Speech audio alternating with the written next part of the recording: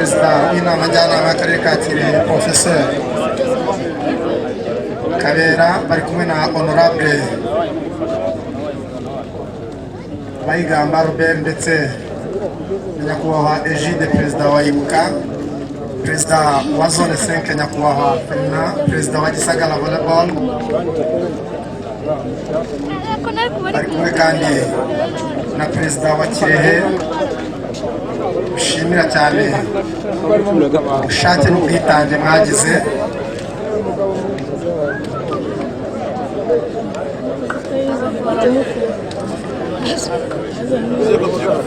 bagiye kuri staff ya Gisagara, bahereye kuri Ndamukunda Flavien, umutoza wungirije akaba n'umukinnyi.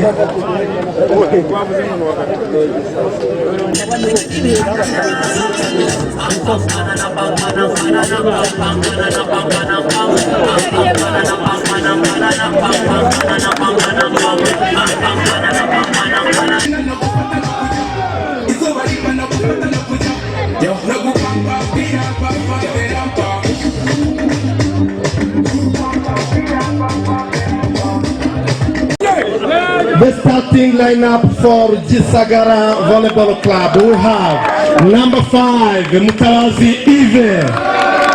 Number 7, Muvara Ronald. Number 10, Neo Gisubizo aka Tyson. Number 11, team captain Ndaisala Silvestre. Number 12, Maringa Kakbat. Number 15, Jibril Adamo. Team libero is number 2, Nigurirwa. The head coach is Mr. Nyirimana Fidel. Mukirera kagiye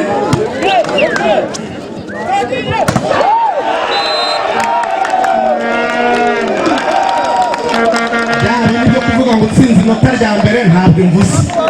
Tsinzi rya mbere ngo abanyamirise twitse rero ko ibyo turi gukora byose, ibyo turi bugure hano Kirehe, mwibuke gusaba fagitire ya IBM. Baraga ntiyabishimangiye abakobwa bari batwara igikombe. Fagitire ya IBM ibyo twakora byose mwibuke kuyisaba, kandi mushimire cyane byimazeyo Polisi National, Rwanda National Police, tubashimire cyane.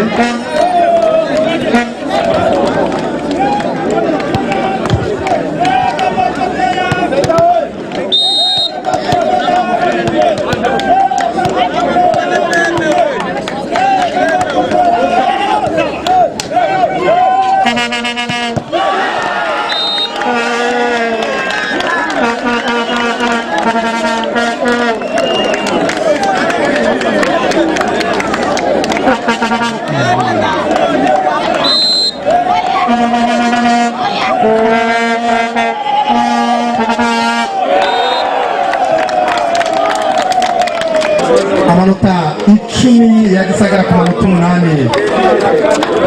10 uteranyijeho 2 ku manota 8 ya REG. Ubundi umuswa n'umuntu nk'abandi nuko asubiza ibyo batamubajije cyangwa ntasome ibyanditse. 12 rero Gisagara ku manota 8, Rwanda Energy Group Volleyball Club.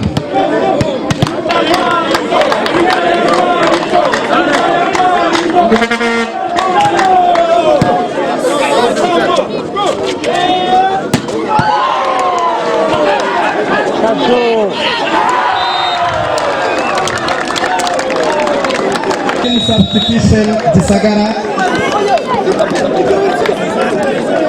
Number 10, out. Number 6, Mugabo Thierry in. Number 11, out. Number 14, in.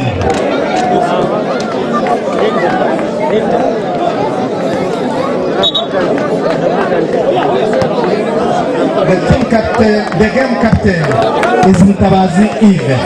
Muri vore rero haba team captain uriba yambaye umwenda uciyeho akarongo hasi, hakaba na game captain uba ari captain mu mukino.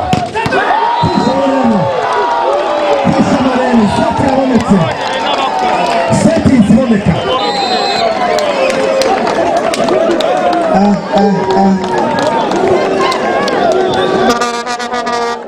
abafana ba Gisagara bo kumva barumva byarangiye ko kugira ngo dutahe tutabone gutsinda amaseti 3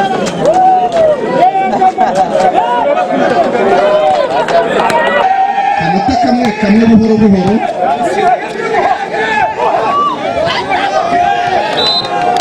iby'uburobyi rwose aba bakinnyi b'abahanga bakoresha ubwonko cyane kuko aho gukubita arakubita aho kuroba akaroba aho kuburinganiza akaringaniza twereka rero ko bakoresha ubwonko cyane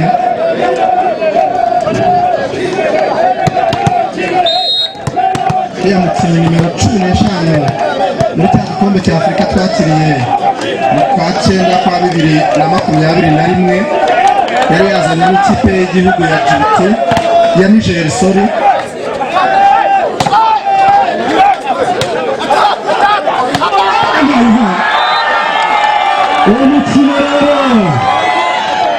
umukino urahumuje Gisagara amaseti 3 ku busa Mege Paul mwihangane bibaho Mege mwihangane reka rero mugatinjira mu muhango mwiza wo gutanga ibihembo dusabe amakipe yitabiriye yose abe hafi muze hano mu kibuga amakipe yose IPRC Musanze Mwakro Ntwara Gikondo mube hafi IPRC Huye ku bagore mubanguke mube hafi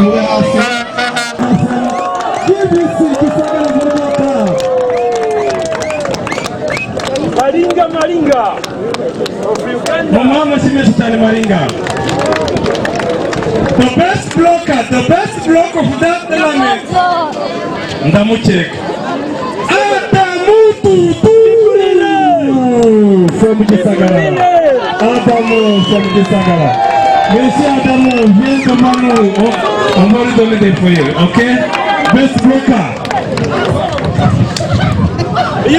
Mugihe tureba best blocker tujya kureba best receiver. The best receiver of that tournament is from GBC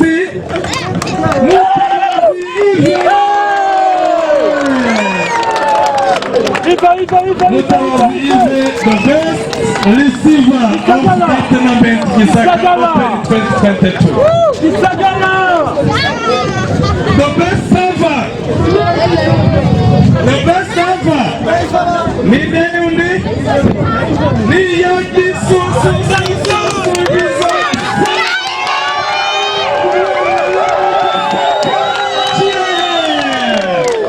umwana shimeshi cyane umwana wacu mukinera bose mu Gisaka murabona ko yabaye the best server the best libero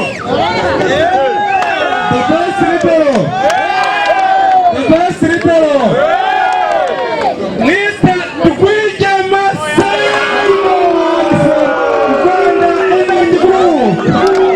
Mr. Rwigema Simon come forward as best libero. The best libero.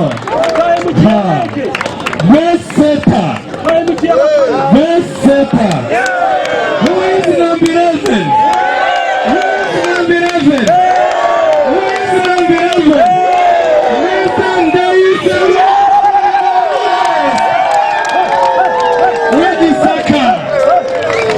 Gisaka bose dufite byinshi dufite impano nta mpamvu tutabigeraho. Most valuable player. Which number? Number 12.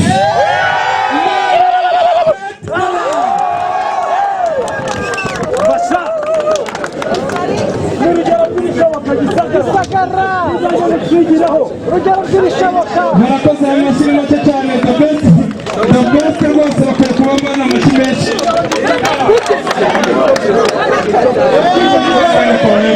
Tugushimira atumenyera.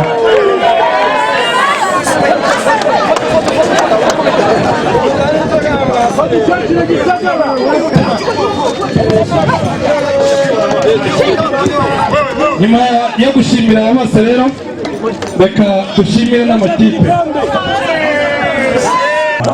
Reka dusenge nyakubahwa perezida wa federasiyo rwanda volleyball yigira imbere kugira ngo duhembere ikipe ya Gisagara Volleyball Club. Gisagara Volleyball Club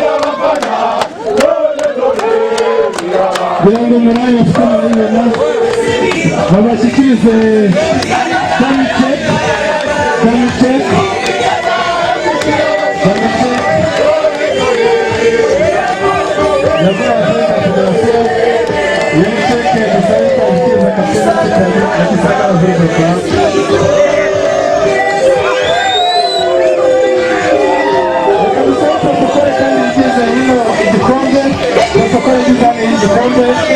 protokole nyeupe ya perezida wa federasiyo bagushyikiriza igikombe nawe bagushyikirize Gisagara Volleyball Club.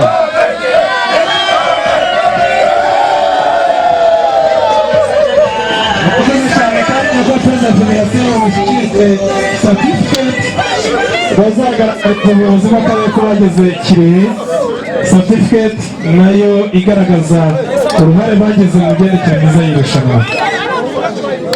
Murakoze cyane Kirehe, mubahe amashyi rwose, mubahe amashyi. Gisagara yitweretse muri kino mwiza cyane.